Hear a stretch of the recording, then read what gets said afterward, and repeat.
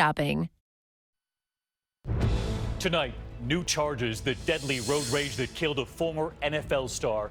This evening, the other driver has now been charged. And the sheriff tonight with a blistering message about how his investigators were treated. You will hear from him right here. Also breaking for the first time, images from inside the warehouse in California. Our interview with the DA on possible criminal charges and what authorities are now looking at as a possible cause in that inferno. At this hour, the winter weather advisories across several states, the snow and freezing rain moving in. The East Coast getting hammered right now. President-elect Donald Trump and his message to an American giant, Boeing, threatening plans that could have paid them and their workers billions for a new Air Force One. Too costly? And America Strong, Naomi Judd with Robin Roberts. Her personal struggle revealed right here, affecting millions across this country, and how she hopes to help them. This is ABC World News Tonight with David Muir. Good evening on this Tuesday night, and we begin this evening with new charges for the driver in that deadly case of road rage, a former NFL star shot and killed. And tonight, those harsh words from the Louisiana sheriff about the kind of hate he says was aimed at his investigators and authorities while they were simply trying to do their jobs. Authorities say former NFL star Joe McKnight was killed by the other driver, Ronald Gasser, last seen in handcuffs next to that car right there. ABC's Eva Pilgrim is in New Orleans tonight. Tonight, Ronald Gasser, the man behind the trigger in the deadly road rage killing of former NFL player Joe McKnight, is behind bars, charged with manslaughter. 2 people engaged in bad behavior that day. The sheriff in Jefferson Parish today slamming his critics who had called for Gasser's immediate arrest over the weekend. If people don't think that we know what we're doing strategically, tough. I don't care. I can put my head on the pillow every night knowing that we've done the right thing for the right reasons. And he quoted from hate-filled comments on social media aimed at African-American local officials for supporting the pace of his investigation. It's not fair for him to be called you punk Uncle Tom. We saw you sell out to them, you rat punk. That's the tone of what we're calling our elected leaders. The sheriff arguing that the 4-day wait for an arrest allowed investigators to question Gasser for hours, eliminate a lying witness, and get other critical witnesses to come forward. The deadly confrontation, he says, wasn't about race, but started when McKnight allegedly cut Gasser off driving on a bridge. Gasser then sets out after McKnight, the 2 drivers tailing each other for miles.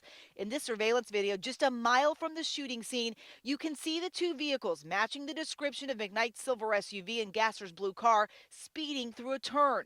A mile away, the 2 stopped at this light, arguing through open windows.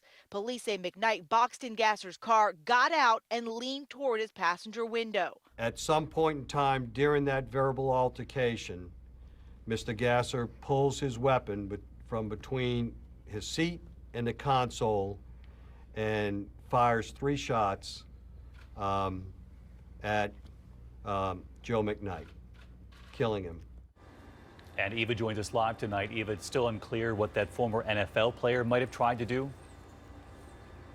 David, no word if McKnight was trying to get in that car. The sheriff says Gasser claims he was being threatened, but some witnesses contradict parts of his story. Here in Louisiana, the use of deadly force can be justified if someone is trying to get in your car. David? Eva Pilgrim with us from New Orleans. Eva, thank you. We do have new reporting tonight after that horrific and deadly fire in Oakland, California. Tonight here for the first time, video from inside the warehouse well before that inferno. The burned out building now a crime scene tonight. Investigators weighing charges, even murder. And that new video showing dangling wires, broken plumbing inside. And tonight here, the heartbreaking final text messages from loved ones who were trapped. ABC's Kana Whitworth in Oakland.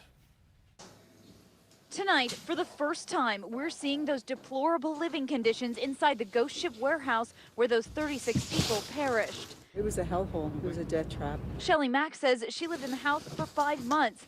She took this video showing crumbling walls, endless clutter, and one of those staircases, dimly lit and difficult to navigate. Tonight, investigators telling ABC News the cause is most likely electrical, while authorities consider the most serious charges. And are there possible murder charges coming down the line? Is that a possibility?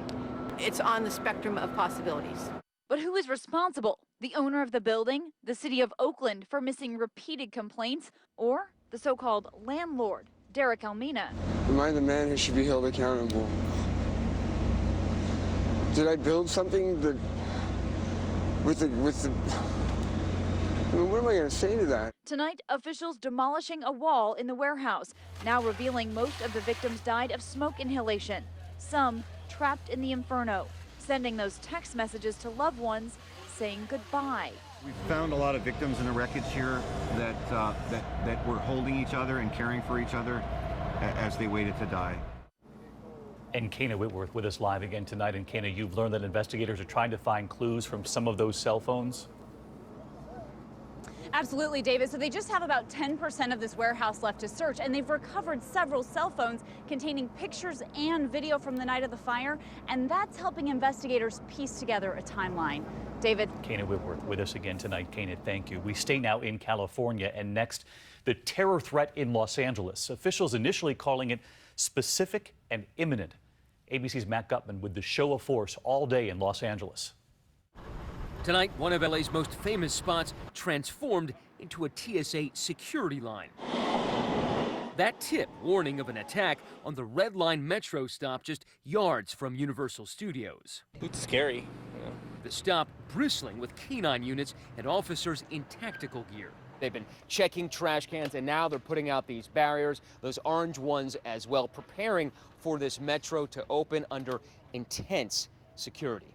The FBI says it got the tip from a foreign intelligence agency. A male speaking in English had called a public safety hotline, say officials, with a specific warning. Our intelligence was that it was Universal City Station, and it was today. We accompanied Los Angeles Mayor Eric Garcetti riding the subway himself, hoping to calm nerves. It wasn't something of massive amounts of people or coordinated in other places. It was just a single lone actor type of event. Let's go live to Matt Gutman tonight. And Matt, the mayor telling you they had no choice but to take this seriously. That's right, David. The mayor saying that this had two of the three major components of a severe terrorist threat: specificity here and timing today. He said what may have lacked was credibility.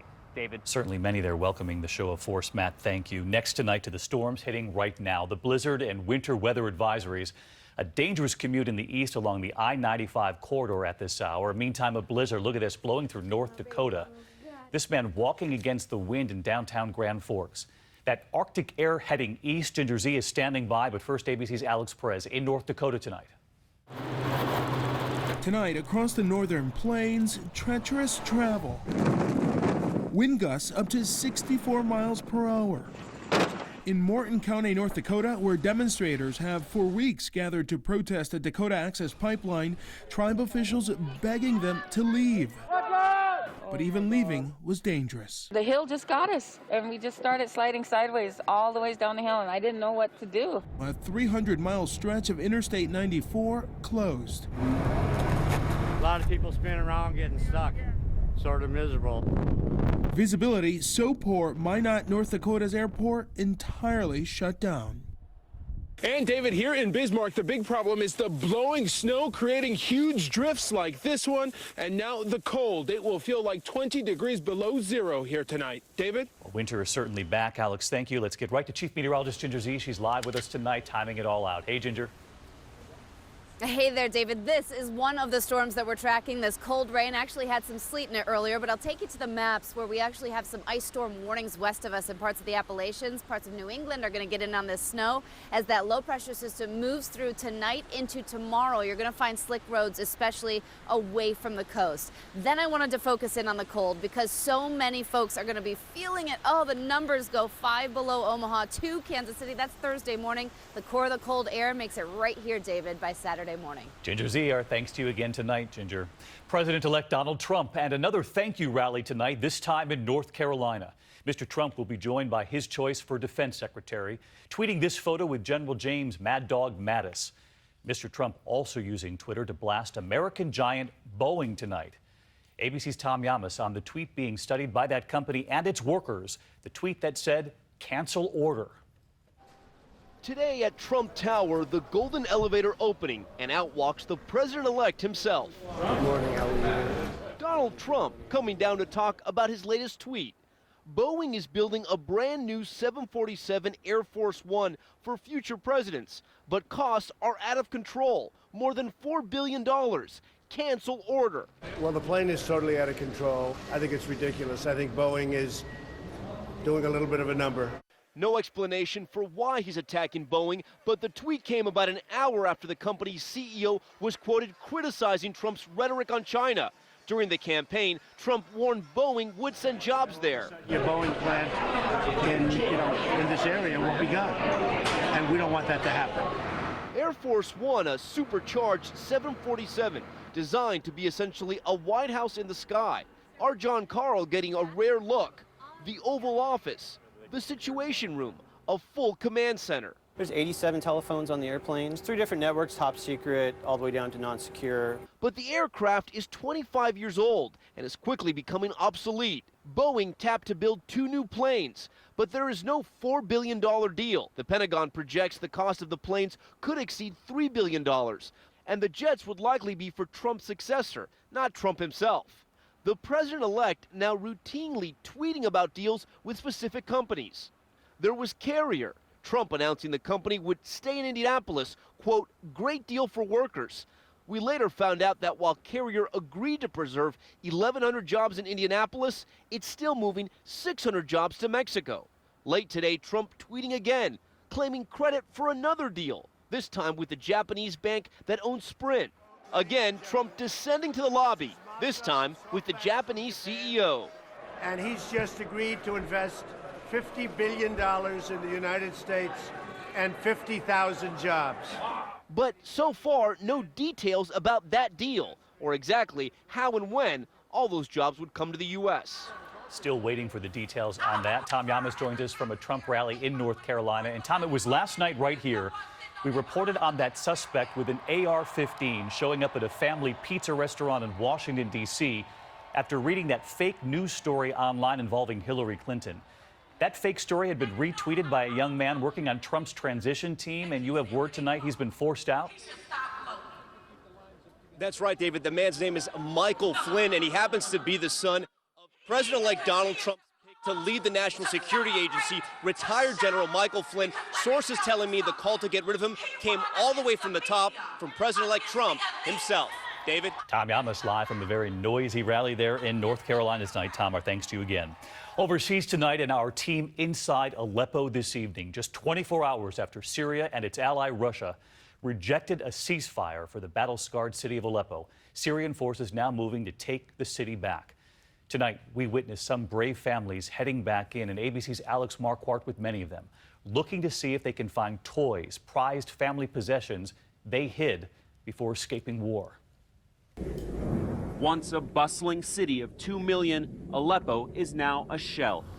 Driving in, we see the scars of 4 years of non-stop war, block after block, lying in ruin. You can hear the fighting not too far away, the thuds and the booms, but here it's just silent. These homes are empty, almost no one around. But slowly, as Syrian forces retake eastern Aleppo from rebel fighters, some residents are coming back. Samir Dawalibi left 2 years ago and has just returned to find his home like this. The doors and windows blown off, the TV and AC stolen off the walls. Outside on the street, constant reminders of the war still raging. Do you think it can end soon? No. Endless. Still, Ahmad Mardinli is bringing his 4 sons home for the first time in 4 years. Little Majid was born in 2012, so he has only ever known war. We walk to their building and up the stairs. Ahmad lifts his boys over the brick wall that he built to keep their home safe. The children sprint inside, their father climbing a ladder, pulling down the toys he hoped would survive the war. Dusty, but loved. A father now trying to rebuild his home and his boys' lives. It's a dream, Ahmad says, I'm really not sure if I'm awake or not. Alex Marquardt and our team reporting in from Aleppo tonight. Alex, thank you. There is still much more ahead on World News Tonight this Tuesday. We're tracking your money tonight, $125 billion in wasteful Pentagon spending. What the report shows, also the slow motion disaster. Look at this, the boat cruising into the path of a ferry. You can hear the horns, why the captain apparently didn't respond to the ferry's horn or calls from passengers on the deck. Also tonight, the American backpacker killed in a lightning strike overseas. We'll have more on that coming in. And Naomi Judd tonight, revealing a very personal struggle that affects millions in this country. Her one-on-one with our Robin Roberts and how she hopes to help so many.